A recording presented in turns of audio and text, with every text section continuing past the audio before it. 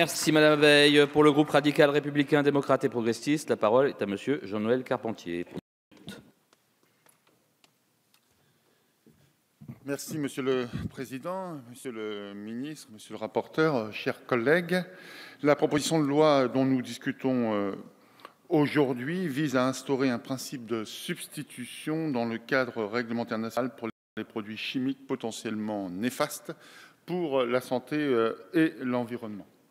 En ce début d'année, une période propice aux vœux de bonheur, mais surtout de santé, je ne vous cache pas que la lecture de l'exposé sommaire n'est pas réjouissant. Les premières pages font froid dans le dos. Nous sommes tous de plus en plus exposés aux substances chimiques dangereuses. Cette tendance semble même exponentielle si nous ne faisons rien. Ces substances seraient responsables en moyenne de 5 millions de morts par an dans le monde, selon l'OMS, soit 8% de la mortalité mondiale. C'est énorme.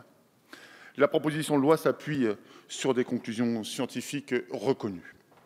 Monsieur le rapporteur, les critiques parfois un peu faciles sur des propositions de loi pas assez rigoureuses et trop empreintes d'idéologie ne peuvent en aucun cas s'appliquer à votre texte.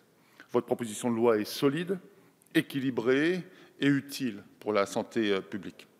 Face à un complexe industriel influent, c'est l'honneur des parlementaires de se soucier des conséquences préjudiciables, d'ailleurs parfois involontaires, des pratiques d'un système de production pas assez régulé et encadré. En effet, nous savons par exemple que les répercussions de l'exposition aux perturbateurs endocriniens présents dans notre environnement ou dans nos objets du quotidien sont complexes à évaluer. L'approche traditionnelle devient obsolète. Dans son premier article, votre texte propose un dispositif novateur de recensement. Il s'agit de mettre en place une obligation d'audit des substances chimiques à tout fabricant, importateur et utilisateur en aval, soumis dans l'exercice de ses activités industrielles au règlement européen de classification et d'étiquetage.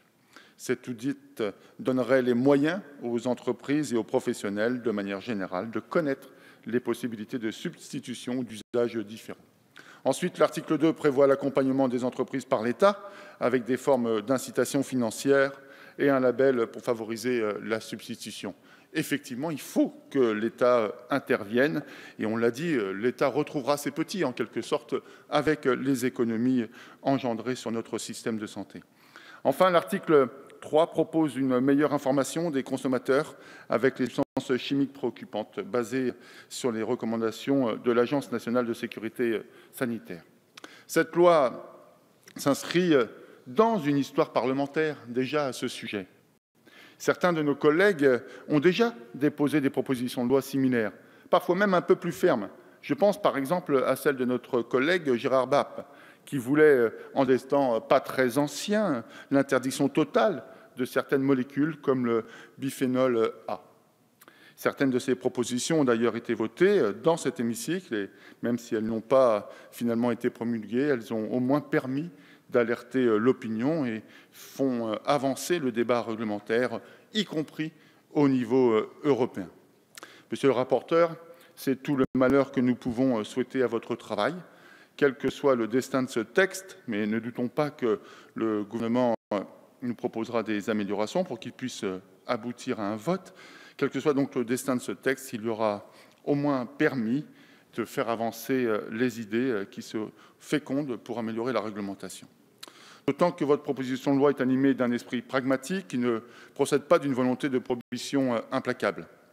Pour légiférer sur la régulation de l'ensemble des produits chimiques, c'est la bonne méthode, car autant dire les choses clairement, l'industrie de la chimie est un secteur important qui pèse en France près de 90 milliards d'euros de chiffre d'affaires.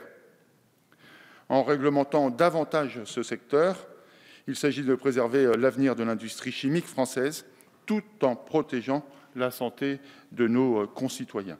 La contradiction apparente peut se dépasser en étant à la pointe de l'industrie chimique de demain et en favorisant la transition vers des molécules moins nocives. Avec cette loi, Nous sommes loin du grand soir qui mettrait en péril la sacro-sainte compétitivité des entreprises de l'industrie chimique, comme le disent certains orateurs, ici ou en commission, qui sont peut-être sensibles à quelques lobbies.